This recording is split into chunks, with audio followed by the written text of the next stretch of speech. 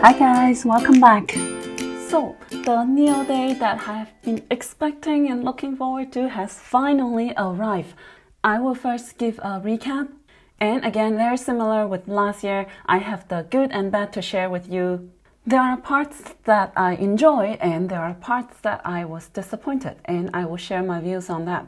First, they announced the international expansion plan. As the NIO holder, of course, we are very much eager for NIO to expand into many different countries.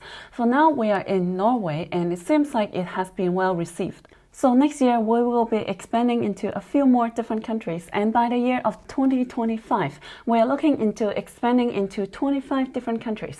And USA is one of them. I know a lot of people don't think this is possible for NIO to sell in USA now that the two countries' relationship is going so bad.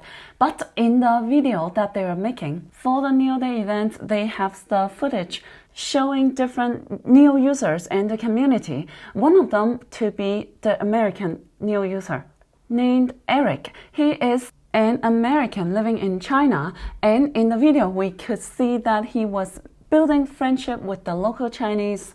It was kind of a warm and touching video for the NIO community, and I think this is an indirect way for NIO to tell everybody that different countries may have different politics. They may have issues, but at the end of the day, the people can build friendships, and we can forget about the politics when it comes to be building a better environment for the world. So yes, I do not think NIO would not be well received in the USA just because of the two countries' politics. And NIO has a very good brand image or message or brand mission and friendly and uplifting spirit that I think it can cross borders and expand overseas. Highlight of the event, of course, would be the ET5. When I saw the launch of the ET5 model, I was very, very excited. My heart just had a beat. It just looks so cool. The design is so sleek. It looks so trendy. I think it can for sure capture the young people's interest. It looks young and sporty, and I think it very much represents the NIO branding. As usual, NIO's interior is really a strong selling point for the car. It is very comfortable, and on top of that, this time they use a lot of the recycled material. So then every car they are making, they are actually recycling at least 100 plastic bottles. So if we expect NIO to deliver somewhere between 60 to 80,000 ET5 in 1 year, that means they would be recycling near 8 million plastic bottles in 1 year. That is still a small number, consider the total amount, but imagine if every car brand in the world can practice the same method. That means we can have a lot of material saved, and it can significantly lower the cost of recycling by a much larger scale. So I think NIO has good intention there and might be starting or leading a good trend for car manufacturing. I really love the design of the sunroof. They claim that they have got the biggest out of all car models, and I believe it, and I cannot wait to sit in one of those and experience how great and sunny inside it can be and how good mood it can put you into. From the interior design point of view, for every home you are in, you want to have as much sunlight as possible. It just changes your mood so much. And I also like the UV protection they have on the glass, because they know the Chinese consumer, they know Chinese women. They don't like the sunlight to make them tan. So I like this small touch as well, because this highlight would show that they know Chinese consumer. And this is their advantage compared to foreign brands. Because remember, 80% of the car purchase decisions are made by women. So most of the time, even the guys go check out the cars, but in the end, it's the women that make the final decision. So NIO always wanted to build the car as a second living space. And I think everything they have been doing is quite around that same goal and same positioning. They are being quite consistent. The interior is very nice, very comfortable. The ambient lights, the sound system, everything is giving it a much more living room or home experience than the other existing cars in my opinion. The exterior looks very stunning, just like the ET7, because they share a lot of similarities, just smaller version. And I absolutely adore the ET7's design very, very much. It wowed me very much last year. So the ET5 carried that and also added more sportiness, more young and cool effect. And this time they added more colors that have strong inspiration from the different color of the sky, which I think is also a small touch that enhances a good branding. After all, NIO's ultimate brand mission is blue sky coming, so I think this is playing very well with the overall brand message, and I think a lot of consumers would appreciate this. They have launched AR/VR glasses that comes with the ET5. This can enhance the visual experience inside the car, and I think it can better integrate the UI in the future that they would design. So it would offer a more seamless user experience. In terms of what they can do at this point, maybe not so much yet, but I think in the future it might play a bigger part. And since they have invested in this quite a few years ago, so I think this would in fact give us more confidence to think that the leader is more forward-thinking. They have seen it coming earlier than a lot of people. For a big part of the NIO Day, Li Bin had enhanced many times how the community is making great contribution and they are very much united. It is quite impressive for a car brand to build such a strong community, and I think this would be great for NIO's growth, the brand development. I have explained many times in the past, so I don't want to repeat. But again, I think this is NIO's brand power.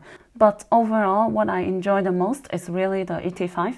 As one of the pre-order customer for the ET7, last year, the moment I saw it, I had made the pre-order.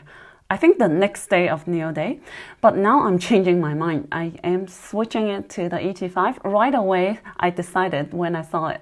I feel very great about this model. I feel confident that it can really smash its competitors. It would give serious competition to the BMW, the Mercedes, the Audi, and also the Tesla's Model 3, and maybe a little bit of the Xiaopeng's P7 and P5. Not too much though, because it's not in the same price range. But yes, I think that in 2023, we are gonna see NIO's ET7 and mostly ET5 to be everywhere on the streets driving in China. And I think that's why the sales of NIO in 2023 it's going to be great. They are really setting up the standard for Chinese premium EV. They are the first one to be able to do that, to be able to succeed into Chinese premium cars. And this is thanks to Li Bin's efforts and focus into building a strong brand and strong user experience. He has spent a lot of time listening to users. And I think right now NIO is making very good product thanks to that. So that is the good thing I have to share about NIO Day. And now I'll move on to my disappointment. First of all, to give a rating on the event, we cannot not compare with the events last year because its lack of the surprise elements compared to last year. Last year, they have launched the ET7, which was a very much wow factor.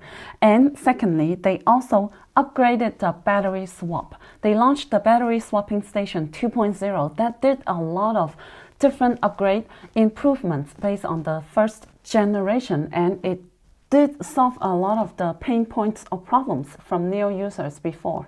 And because of what happened last year, I had built a strong expectation for this year. I would again expect them to launch something great again. For example, right now, we know that NIO has been focusing too much on the hardware and not so much on the software. So I really wanted NIO to have a little bit more focus on that, and they can give us a little bit peek during the NIO Day. The improvement of Nomi, the AI, any kind of breakthrough for the assistant drive. Could they be making their own chip? How is the second generation of the battery swap going? Are they going to improve anything else? Because we are still so early on that, is there any more problems that we are hearing, we're picking up, and they're going to solve in the future? How is the BAAS model rolling out for a year, and how are the feedbacks? What problems did they pick up, and how are they planning to improve that?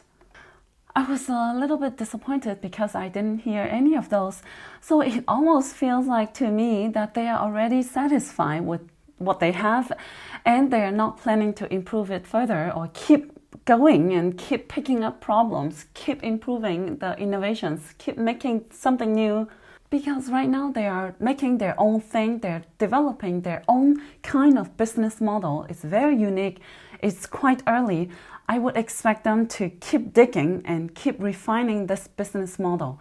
We are still at the very early stage for the EV industry. There is still a lot of variables. That's why we need to make things better, faster.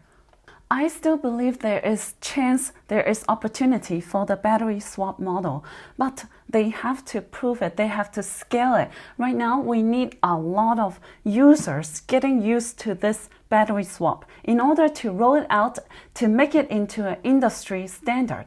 We need more users to get used to this habits and spread around the world and recommend people buying an EV, choose battery swap is so much more convenient. We need more users like this. So we really need NIO to keep improving, keep refining this business model. The window is closing for people to build their habit.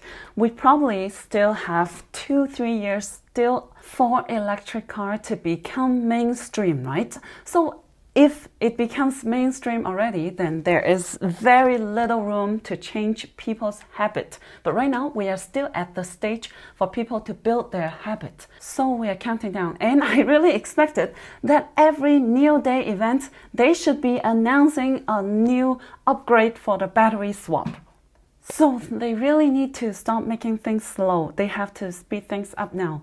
For example, the ET7, for it to be delivered so late, it's really making a lot of the competitors catching up. So they launched this at the beginning of 2021, but they deliver it the beginning of 2022. And within just 1 year, this gap, a lot of things can happen. This gap of 1 year was really critical, was the time that Xiaopeng took advantage and catch up with the P7 and took a lot of the market share. So right now, with things that are going, it seems like Xiaopeng is being considered the Tesla of China, while 1 year ago, NIO was considered the Tesla of China. Xiaopeng recently has been more and more considered the Chinese EV.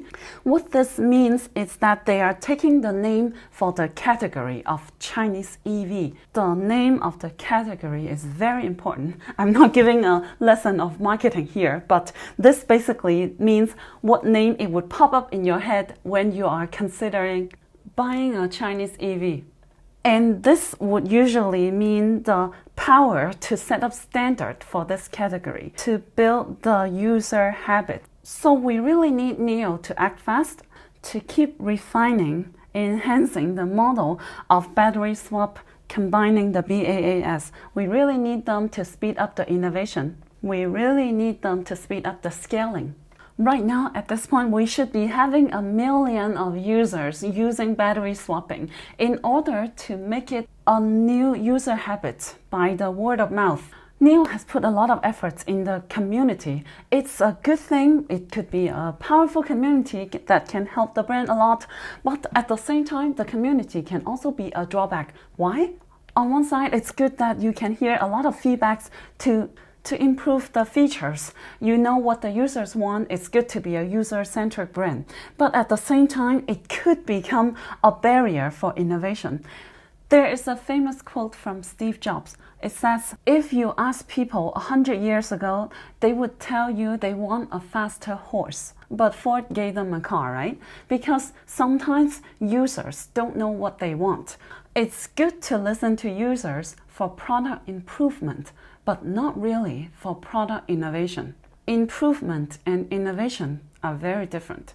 And right now, at the stage of the EV industry, I think we should be definitely in the innovation phase, 100%. I am not saying that they only listen to users, but I'm just simply expressing that I'm starting to have concern for this issue. So I think they have really good hands of cards a year ago, but after 1 year, judging from simply the NIO Day event, I see not much progress. So after 1 entire year, it seems like they still have a similar hands of cards. So their early advantage could be counting down if they are not speeding up. With that said, I might be a little bit harsh on NIO, but only because I care about my baby NIO so much and I want it to do well. I want them to be able to increase the scale much faster. I want them to be able to innovate much faster and continue building up the moat. But at least for now, I still think the ET7 and ET5 are looking very great. I do believe that they can take back some of the market share. And their sales number might be really, really great in 2023 because you need to take the time for the car to roll out on the street, for people to see it, for early users to try and experience it, recommend it to people around them with the word of mouth. I do think it can grow. So that's it for my recap and my opinions regarding to this NIO Day. I hope you have found this information helpful in any ways. Now, if you have enjoyed this video, please give me a big like and write me a great comment, and I'll see you in my next video. That's it, guys. Hope you can find my videos helpful. Make sure you subscribe to my channel and give me a big like. Thank you.